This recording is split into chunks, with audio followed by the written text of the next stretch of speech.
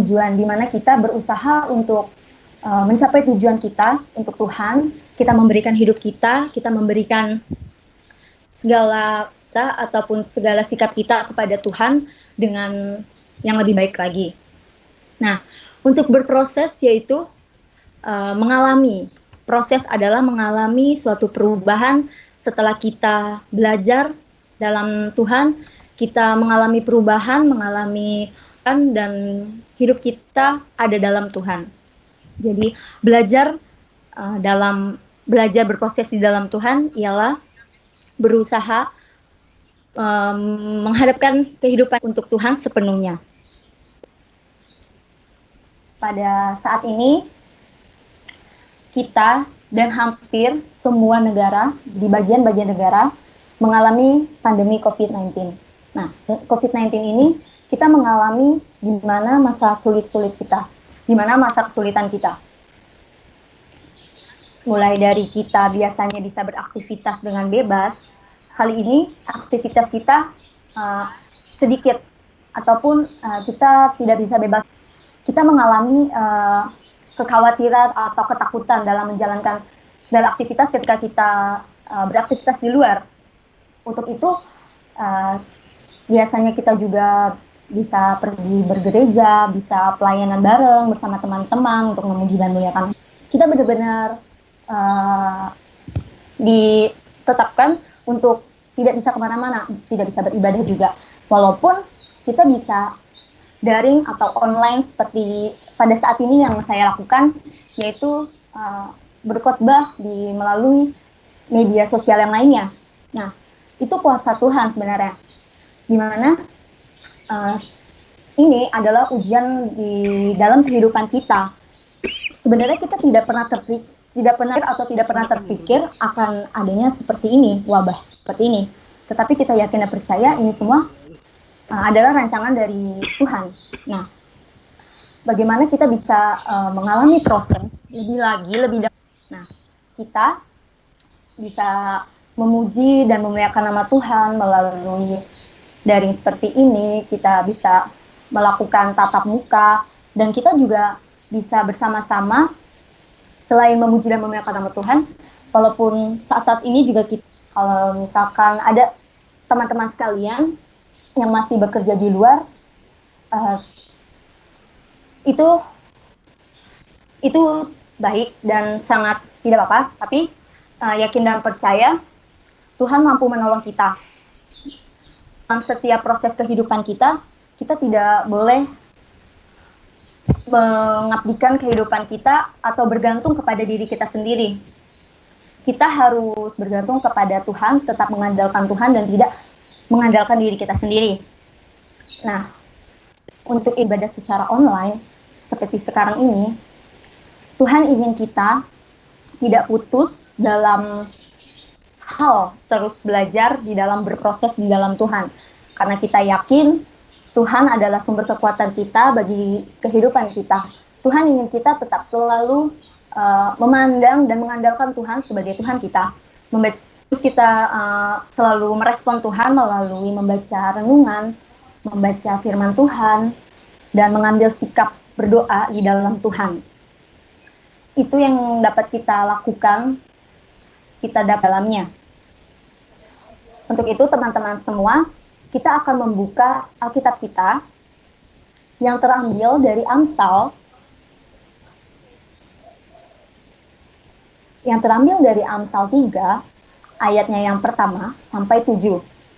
Saya ulangkan sekali lagi, supaya teman-teman dapat bersama-sama dan merenungi setiap apa yang Tuhan telah sampaikan di dalam firman, di dalam Alkitab ini. Amsal 3, ayatnya yang pertama sampai ayat yang ke-7. Janganlah engkau melupakan ajaranku, dan biarlah hatimu memelihara perintahku.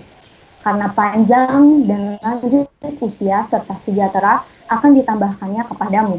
Janganlah kiranya kasih dan setia meninggalkan engkau. Kalungkanlah itu pada lehermu, tulis, maka engkau akan mendapat kasih dan penghargaan dalam pandangan Allah serta manusia. Percayalah kepada Tuhan dengan segenap hatimu, dan janganlah bersandar kepada pengertianmu sendiri. Akuilah dia dalam segala lakumu, maka ia akan meluruskan. Kau menganggap dirimu sendiri bijak, takutlah akan Tuhan dan jauhilah kejahatan.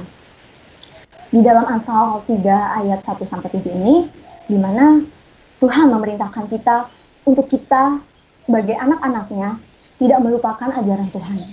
Nah, untuk itu, maka dari itu saya meminta kepada kita semua untuk tetap selalu belajar berproses di dalam. Karena setiap rancangan yang sudah kita susun untuk diri kita sendiri, tetapi Tuhan tidak menghendakinya, ataupun kita tidak mengandalkan diri kita kepada Tuhan, maka semua itu hanya sia-sia. Apapun yang kita sudah lakukan, itu tidak ada perbuatannya atau jadinya gitu. Jadi Tuhan menginginkan kita untuk kita mengingat bahwa apapun yang semua Tuhan punya, apapun yang kita lakukan juga itu berdasarkan atau beralaskan daripada Tuhan Yesus Kristus. Kita untuk tetap selalu belajar berproses di dalam Tuhan. Nah, di dalam berproses di dalam Tuhan itu pasti kita tetap harus berpegang teguh yang seperti tadi sudah saya sampaikan, mengandalkan Tuhan, terus tidak lagi lupa untuk membaca firman. Seringkali kita, apalagi anak-anak muda ya, misalnya kita udah capek banget nih, sudah capek dalam hal bekerja, beraktivitas, terkadang kita lupa untuk membaca firman Tuhan. Walaupun itu hanya sebentar, hanya ya paling 5 menit kalau membaca renungan dan membaca firman, itu tuh bakal kepada diri kita, dan kita bisa mengalami proses gitu di dalam Tuhan. Jadi apapun yang kita belajar di dalam Tuhan Yesus Kristus itu nggak ada yang sia-sia, semua itu Tuhan yang udah atur dan kita yang mau menjalankan, belajar di dalam Tuhan. Dan Tuhan akan proses, dan Tuhan akan memprosesi hidup kita jika kita mau mengandalkan Tuhan terlebih lagi dan tidak mengandalkan diri kita sendiri. Kembali lagi saya ucapkan seperti itu, dan percayalah kepada Tuhan dengan segenap hatimu. Kalau kita percaya kepada Tuhan itu benar sekali, kita akan mendapatkan segala sesuatu yang telah kita berikan, yang telah Tuhan berikan kepada kehidupan kita. Nah, pembacaan dari Amsal ini ayat 3 dari Amsal 3 ayat 1-7. Belajar berproses di dalam Tuhan, belajar dari dalam diri kita, di setiap kehidupan kita, kita mampu mengandalkan Tuhan, bagaimana kita dapat melakukannya dengan cara rajin membaca firman, terus adanya waktu khusus di dalam setiap kita, mengkhususkan kita, apapun yang udah kita lakukan, kita minta sama Tuhan supaya Tuhan bisa berproses di dalam kehidupan kita. Lalu dengan doa, dengan aktif pelayanan juga, walaupun kita aktif, tetapi kita juga jangan lupa untuk belajar. Jangan cuma aktif aja pelayanan, tetapi hubungan kita sama Tuhan itu tidak ada. Jadi kayak cuman kita mau dipandang sama orang untuk bisa, wih keren nih dia, bagus, setiap minggu selalu ada. Tetapi walaupun seperti itu, kita jangan sombong dan kita jangan lupa akan Tuhan. Lagi pula itu juga pemberian dari Tuhan. Kalaupun itu kita tidak lupa bahwa kita harus tetap selalu belajar berproses di dalam Tuhan. Jadi kita tetap walaupun kita melakukan pelayanan, kita tetap berpegang teguh pada Tuhan. Kita tetap membaca firman Tuhan. Jadi jangan cuma pelayanan, tetapi kita tidak ada hubungan khusus sama Tuhan. Hal yang kita lakukan setiap hari dengan taat, tentu kita akan mengalami perubahan. Selagi kita melakukan proses pembentukan Tuhan atau proses di dalam Tuhan itu, kita punya itu berubah. Kita jadi lebih taat, lebih mau mengandalkan Tuhan, tidak mengandalkan seorang, dan itu kita semua yakin dan percaya bahwa Tuhan akan merubah kehidupan kita dari yang baik, dari yang tidak baik menjadi baik.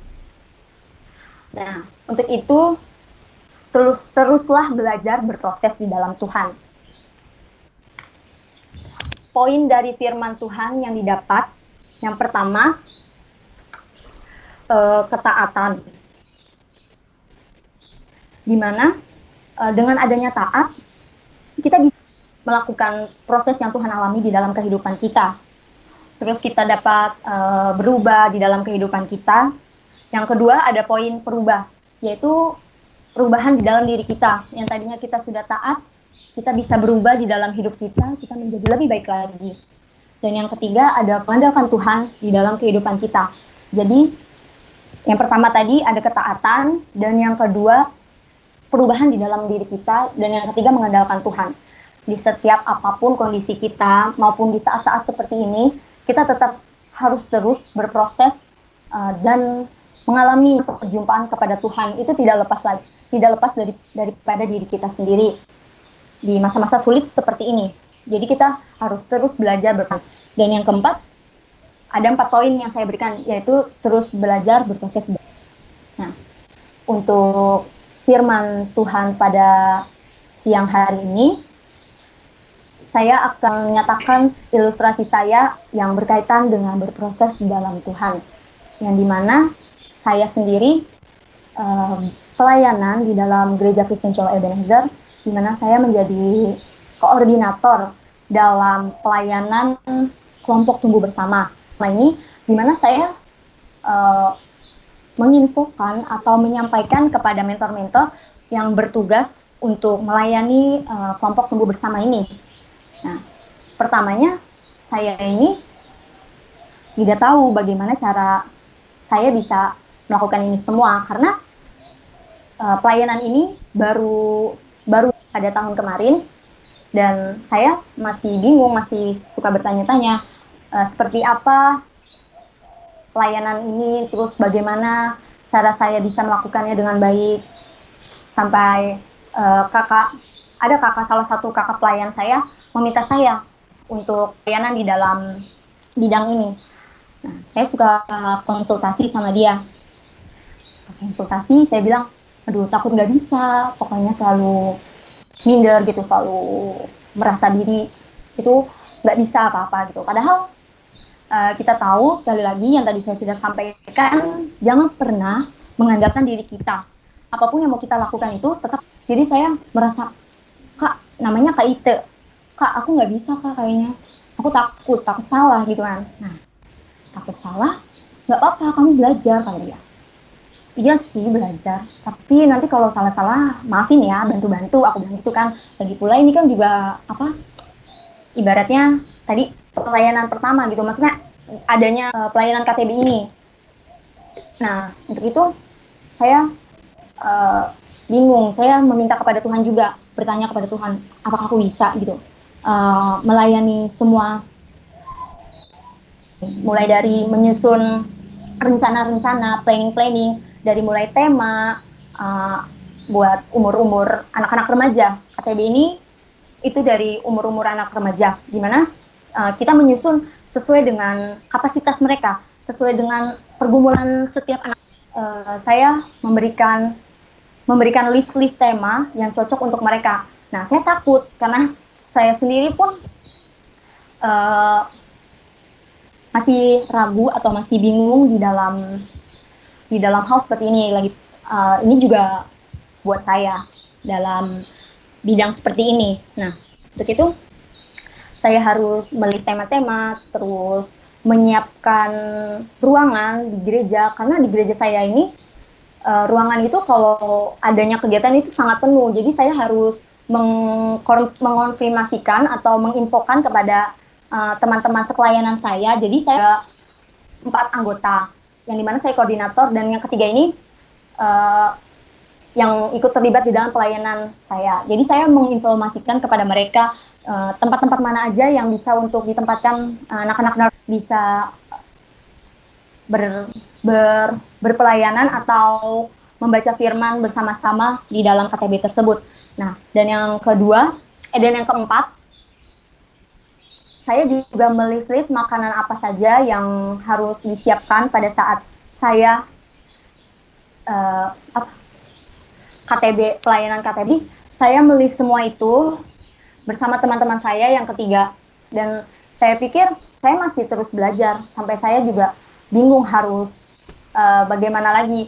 Maksudnya kayak Tuhan bantu aku, seperti semua pelayanan yang Tuhan berikan. Aku tahu pelayanan itu bukan dari Mbak Ite yang tadi sudah saya sampaikan, tetapi pelayanan ini murni, pure, pasti pemberian dari Tuhan. Ya, walaupun melewati Mbak Ite ini. Tetapi saya yakin dengan adanya pelayanan seperti ini, saya bisa belajar berproses di dalam Tuhan. Jadi saya anak pemuda remaja tentunya, saya juga ikut belajar di dalam KTB ini, kelompok tumbuh bersama, di mana saya juga mempunyai mentor. Saya mempunyai mentor, jadi kita sebagai pelajar terlibat dalam KTB itu, kita juga bisa merasakan hal yang sama. Kita bisa bertumbuh, berproses di dalam Tuhan gitu. Jadi kita terus belajar, terus berproses dalam Tuhan.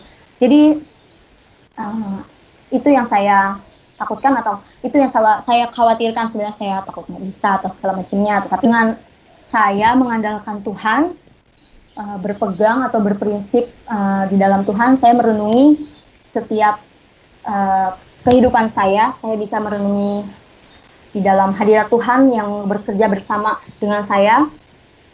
Untuk itu tetap akan mulailah belajar berproses di dalam Tuhan.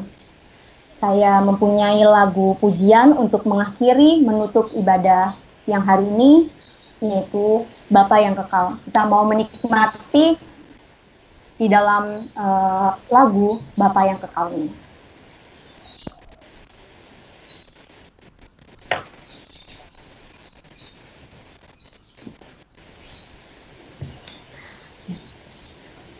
Bapa yang Kekal. 1, 2, 3.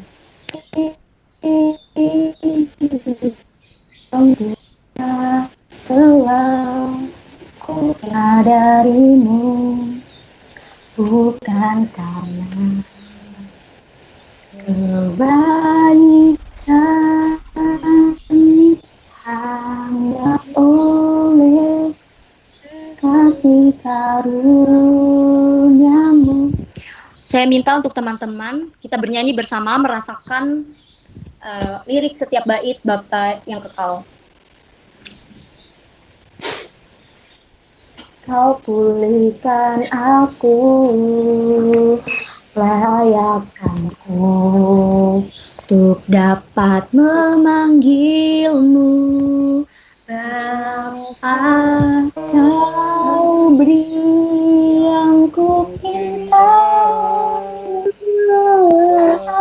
Aku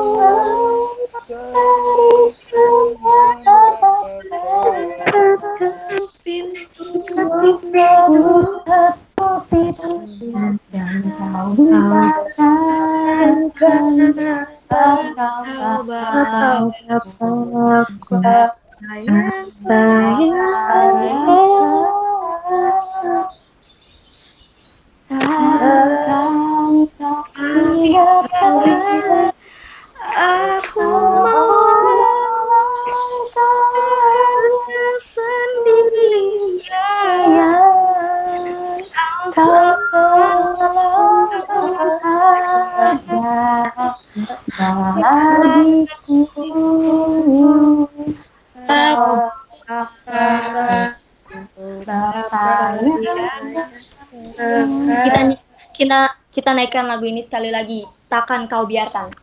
Takkan kau biarkan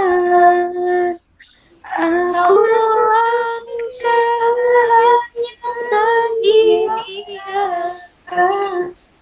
Kau selalu ada